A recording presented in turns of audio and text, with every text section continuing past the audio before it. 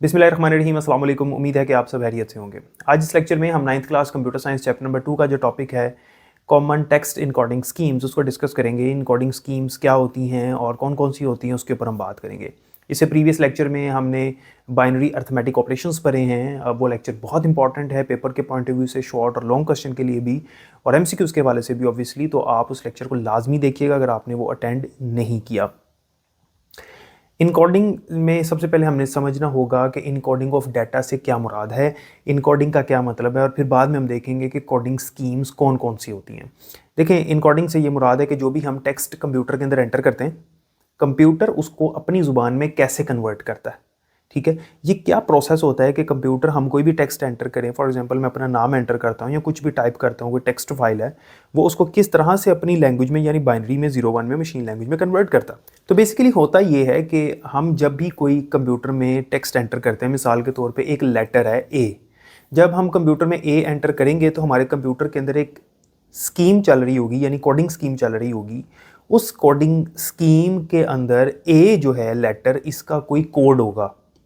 Computer उस code को देखेगा कि इस लेटर का कोड क्या है। अगर कंप्यूटर को वो कोड मिल जाता है उस लेटर का तो फिर वो कन्वर्ट कर सकेगा। अगर कोई ऐसा लेटर आ गया जिसका उसके पास कोड नहीं है तो वो उसको कन्वर्ट नहीं कर सकता। अच्छा, अब उसके पास कोड आ गया, उसको कोड मिल गया, ए का ये कोड है। अब वो उस कोड को कन्वर्ट करेगा बाइनरी लैंग्वेज के अंदर, और वो जो कोड है वो डेसिमल नंबर में भी हो सकता है, हेक्साडेसिमल भी हो सकता है, ऑक्टल भी हो सकता है। तो हम हेक्साडेसिमल से, डेसिमल से, ऑक्टल से बाइनरी में कैसे कन्वर्ट करते हैं ये प्रीवियस लेक्चर्स में मैं आपको बता चुका हूँ। तो उसी तरीके से कंप्यूटर्स को कन्वर्ट करता है बाइनरी लैंग्वेज के अंदर, और फिर इस तरह से वो नंबर जो करैक्टर है, वो कोई भी करैक्टर हो सकता है, ज़रूरी नहीं अल्फ़ाबेट हो, वो कोई स्पेशल करैक्टर भी हो सकता है, कोई नंबर भी हो सकता है। तो वो उसको कन्वर्ट कर लेता है अपनी ज़ुबान में, फिर उसको समझ आ जाती है कि ये क्या है। वरना डायरेक्ट उसको ए की समझ नहीं आती, बी की समझ नहीं आती, ठीक है, 3 की समझ नहीं आती, वो सिर्फ 0 और 1 को समझते हैं यानी बाइनरी लैंग्वेज को। अब हमारे पास डिफरेंट कोडिंग स्कीम्स हैं। इस लेक्चर को ध्यान से सुन लीजिएगा, मैंने लास्ट पे आपसे क्वेश्चन करना है तो आपने फिर मुझे कमेंट सेक्शन में बताना है, ठीक है। तो देखें, सबसे पहले तो हम देखते हैं कि कोडिंग स्कीम्स कौन कौन सी होती है। तो इसके अंदर 2-3 चीज़ें मैं आपको समझाऊंगा। जो बड़ी पॉपुलर कोडिंग स्कीम है वो है आस्की कोड। आस्की की फुल फॉर्म होती है American Standard Code for Information interchange.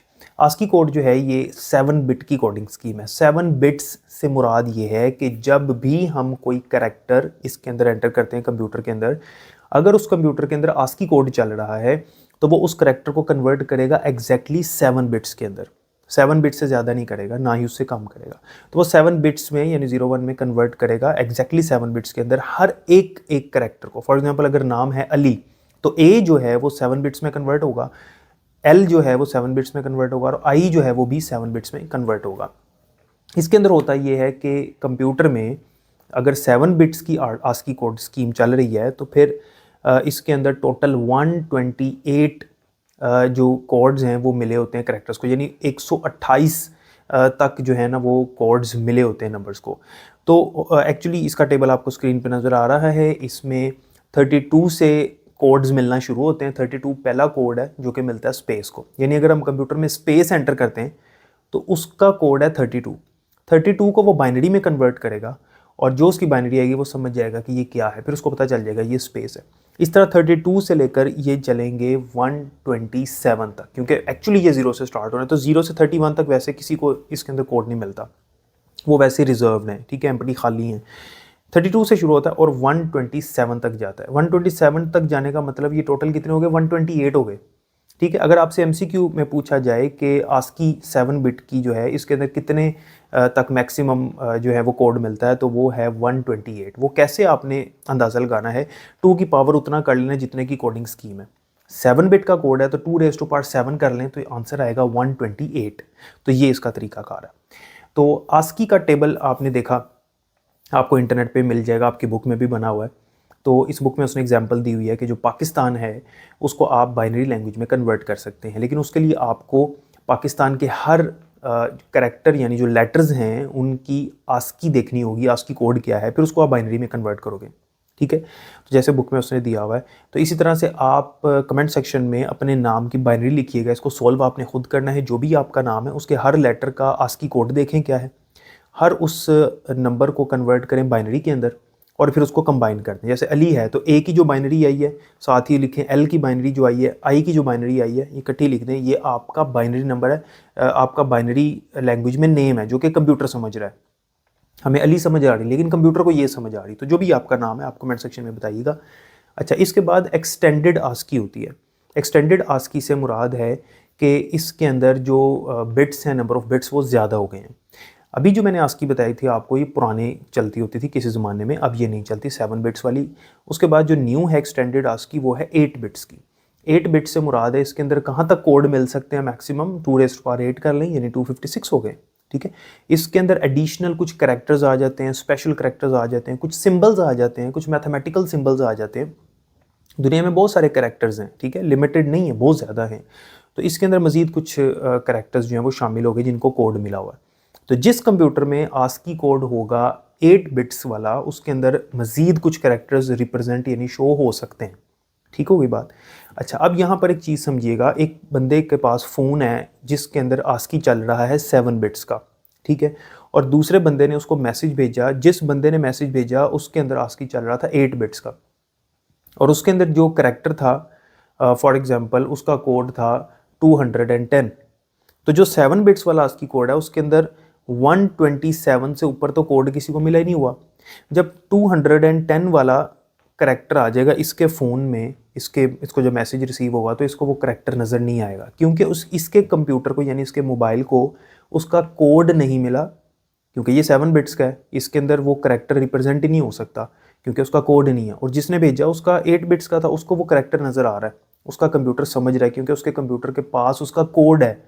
इसके कंप्यूटर यानी इसके मोबाइल के पास इस करैक्टर का कोड नहीं है, तो कंप्यूटर उसको रिप्रेजेंट नहीं करेगा। आपने अक्सर देखा होगा कि जो बटनों वाले फ़ोन होते हैं उनके अंदर अगर हम कोई मैसेज भेजें, कोई सिंबल या कोई करैक्टर, स्पेशल करैक्टर सेंड करें, कॉमन लेटर्स तो शो हो जाते हैं उसके अंदर, लेकिन अगर कोई ऐसा स्पेशल करैक्टर शो करें तो उसके अंदर जो है वो एक बॉक्स सा बनाया जाता है, वो उसे रिप्रेजेंट नहीं कर सकता क्योंकि उसके पास कोड नहीं है। जब कोड नहीं है तो वो अपनी ज़ुबान में कन्वर्ट नहीं कर सकेगा, जब वो अपनी ज़ुबान में कन्वर्ट नहीं कर सकेगा तो समझ नहीं सकेगा, तो डिस्प्ले नहीं कर सकेगा, उसे पता नहीं चलेगा ये क्या है। ठीक है, तो ये आस्की कोड जो है वो 256 वाली जो है ये ज़्यादा है, लेकिन कॉमन वही वाले होते हैं जो 127 तक चलते हैं। उसके बाद जो कोडिंग स्कीम है दैट इज़ यूनिकोड। यूनिकोड की फुल फॉर्म होती है यूनिवर्सल कोड। यूनिकोड जो है ये लेटेस्ट कोडिंग स्कीम है और इसके अंदर जो है वो तमाम ग्राफिकल करैक्टर्स भी रिप्रेजेंट हो सकते हैं। ये बड़ी कोडिंग स्कीम है, इसके अंदर नंबर ऑफ़ करैक्टर्स ज़्यादा रिप्रेजेंट हो सकते हैं आस्की की निस्बत। आस्की जो है वो लिमिटेड थी, उसके अंदर number of characters come show हो सकते थे, मैक्सिमम जैसे मैंने बताया 256 तक, लेकिन इसके अंदर जो है वो कोड इससे भी ज़्यादा करैक्टर्स को मिला होता है। ग्राफिकल करैक्टर से मुराद है स्पेशल करैक्टर्स, सिंबल्स वगैरह। हमारे मोबाइल फ़ोन के अंदर जो मैथमेटिकल सिंबल्स होते हैं, ठीक है, फिज़िक्स के सिंबल्स होते हैं, आपको पता है, स्टैट्स के सिंबल्स होते हैं, तो ये इतने सारे जो सिंबल्स हैं उन सबको रिप्रेजेंट करने के लिए यूनिकोड इस्तेमाल किया जाता है। तो यूनिकोड जो है वो एक बड़ी कोडिंग स्कीम है। यूनिकोड लाखों करैक्टर्स को रिप्रेजेंट कर सकता है और उसके लिए वो इस्तेमाल करता है डिफरेंट मेथड्स का, और वो जो मेथड्स हैं, डिफरेंट इनकोडिंग फॉर्म्स हैं यूनिकोड की, उसमें आ जाते हैं हमारे पास UTF-8, UTF-16 और UTF-32। ये इस इनकोडिंग स्कीम जो है हमारे पास यूनिकोड, इसके आगे से डिफरेंट मेथड्स हैं डाटा को रिप्रेजेंट करने के, डाटा यानी करैक्टर्स को स्टोर करने के। तो जो हमारा टेक्स्ट होता है वो UTF-8 की फॉर्म में, UTF-8 की फॉर्मेट में स्टोर हो सकता है, UTF-16 में और UTF-32 में। अब इनको जो है ना वो वन बाय वन डिस्कस करते हैं। UTF की फुल फॉर्म होती है uniform transformation format.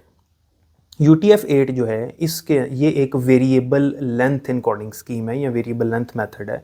Variable length से मुराद है कि इसके अंदर कई दफ़ा करैक्टर्स 1 बाइट में स्टोर होते हैं, 1 बाइट से मुराद 8 बिट्स, कई दफ़ा 2 बाइट्स, कई दफ़ा 3 या कई दफ़ा 4। तो 1 से लेकर 4 बाइट्स के दरमियान करैक्टर्स जो हैं वो स्टोर हो रहे होते हैं। कभी कोई करैक्टर 1 बाइट में, कभी कोई करैक्टर 2 में, कभी कोई 3 में या कभी कोई 4 में स्टोर हो रहा होता है। तो UTF-8 जो है ये सपोर्ट करती है आस्की कोड्स को।